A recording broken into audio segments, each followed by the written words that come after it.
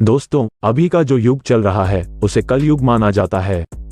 इस युग में हो रहे पापों की वजह से लोगों के मन में ये ख्याल उठता रहता है कि कलयुग का अंत कब और कैसे होगा। मित्रों, सनातन धर्म ग्रंथों के अनुसार 4 युग होते हैं: सतयुग, त्रेता युग, द्वापर युग और कलयुग। हर युग का समय निर्धारित किया हुआ होता है। जब युग का निर्धारित किया हुआ समय पूर्ण हो जाता है तब युग परिवर्तन होता है। युग परिवर्तन के अनुसार सब कुछ बदल जाता है। युग की आयु, इंसानों की आयु, न के विकास और सभी जीव जंतु युग के अनुसार बदल जाते हैं। तो आज हम बात करेंगे कलयुग के बारे में कि कलयुग का समय पूर्ण होने पर इसका अंत किस प्रकार होगा। हिंदू धर्म एवं पुराणों के अनुसार कलयुग की आयु 4,32,000 साल बताई गई है। युगों की आयु हर युग में पाप बढ़ने पर समय अनुपात के द्वारा घटती चली जाती है। 4 युगों में पहला युग सतयुग है, जिसकी आयु 17,28,000 वर्ष की होती है। उसके बाद आता है त्रेता युग, जिसकी आयु 12,96,000 वर्ष होती है। उसके बाद आता है द्वापर युग, जिसकी आयु 8,64,000 वर्ष होती है। और अब चल रहा है कलयुग, जिसकी आयु 4,32,000 साल की है।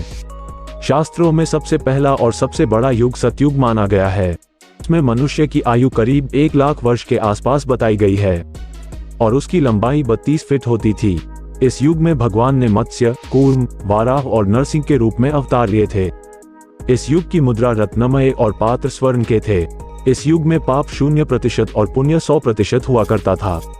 इसी युग में सत्यवादी राजा हरिश्चंद्र भी हुए थे, जिन्होंने सत्य की रक्षा के लिए खुद के परिवार और अंत में खुद का भी बलिदान कर दिया था। सतयुग के बाद दूसरा बड़ा युग त्रेता युग है। इसकी आयु करीब 12,96,000 वर्ष की बताई गई है।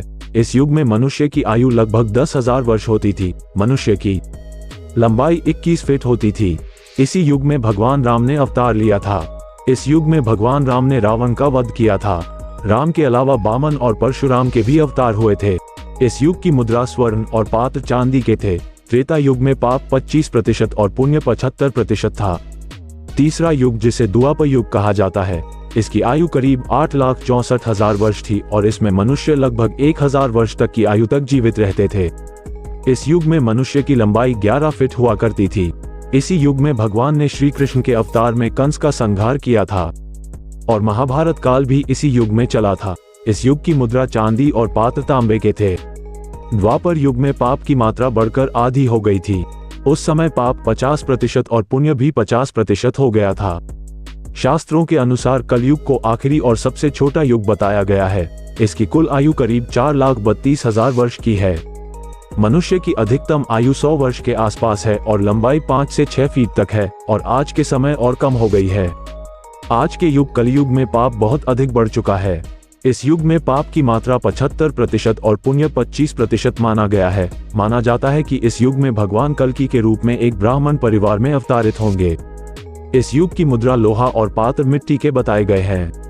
दोस्तों, कलयुग का अंत एवं अंतिम चरण कैसा होगा, इसका उल्लेख पुराणों में मिलता है। तो चलिए जानते हैं कि कलयुग का अंत एवं अंतिम चरण कैसा होगा। हिंदू धर्म शास्त्र एवं श्रीमद् भागवत और भविष्य पुराण के अनुसार जब कलयुग अपने चरम सीमा पर होगा तब कलयुग में पाप कर्म करने वाले मनुष्यों की संख्या अधिक से अधिक बढ़ जाएगी। तब इस संसार में अधर्म का साम्राज्य तेजी से बढ़ जाएगा। हर जगह चोरी, डकैती, लूटपाट, हत्या, अधर्म जैसे कार्य होंगे। कलयुग यानी काला युग, कल क्लेश का युग, जिसमें सभी के मन में असंतोष होगा, सभी मानसिक रूप से दुखी हो, वह युग कलयुग है। इस युग में धर्म का सिर्फ 1/4 अंश ही रह जाता है। कलयुग का प्रारंभ 3102 ईसा पूर्व हुआ था। श्रीमद् भागवत पुराण और भविष्य पुराण में कलयुग के अंत का वर्णन मिलता है। सबसे पहले हम ये जान लेते हैं कि कलयुग अभी कितना बाकी है। दोस्तों, मनुष्य का 1 महीना, पितरों का 1 दिन और रात होता है। मनुष्य का 1 वर्ष, देवता का 1 दिन और रात है। मनुष्य के 30 वर्ष, देवता का 1 महीना है। मनुष्य के 360 वर्ष, देवता का 1 दिव्य वर्ष होता है। मनुष्य के 4,32,000 वर्ष, देवताओं के 1,200 दिव्य वर्ष अर्थात 1 कलयुग होता है। मनुष्य के 8,64,000 वर्ष, देवताओं के 2,400 दिव्य वर्ष अर्थात 1 द्वापर युग होता है।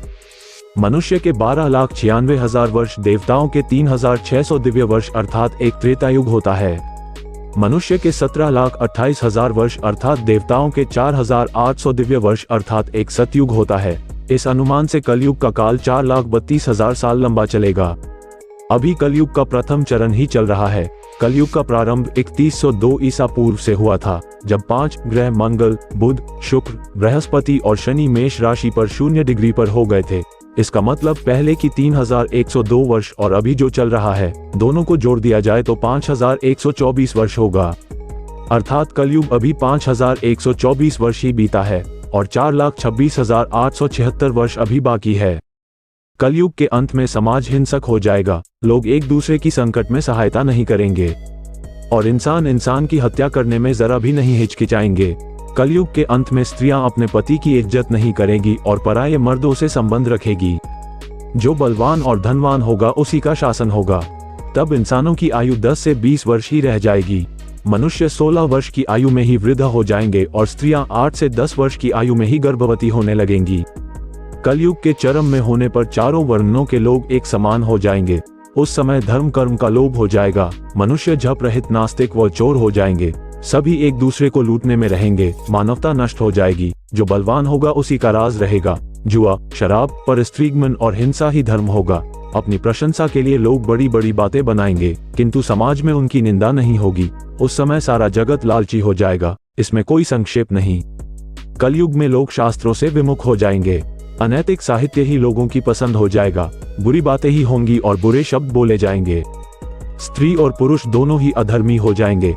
स्त्रियां पतिव्रता धर्म का पालन करना बंद कर देंगी और पुरुष भी ऐसा ही करेंगे। स्त्री और पुरुष से संबंधित सभी वैदिक नियम विलुप्त हो जाएंगे।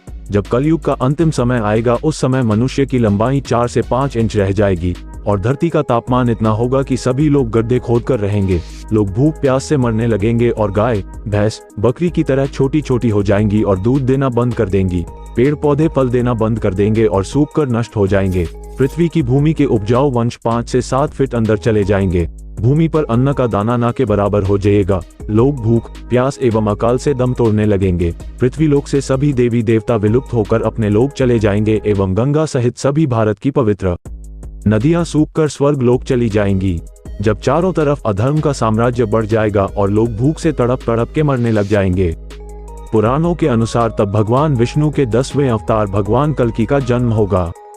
भगवान विष्णु कल्कि अवतार में समस्त संसार से मात्र 3 दिनों में ही पापियों का सर्वनाश करके पुनः धर्म की स्थापना करेंगे। जब कलयुग में सारे पापियों का सर्वनाश हो जाएगा, उसके बाद कलयुग के प्रभाव को खत्म करने के लिए पृथ्वी पर लगातार 12 वर्षों तक मोटी एवं मूसलाधार वर्षा तथा वज्रपात होगी, जिससे समस्त पृथ्वी जलमग्न हो जाएगी।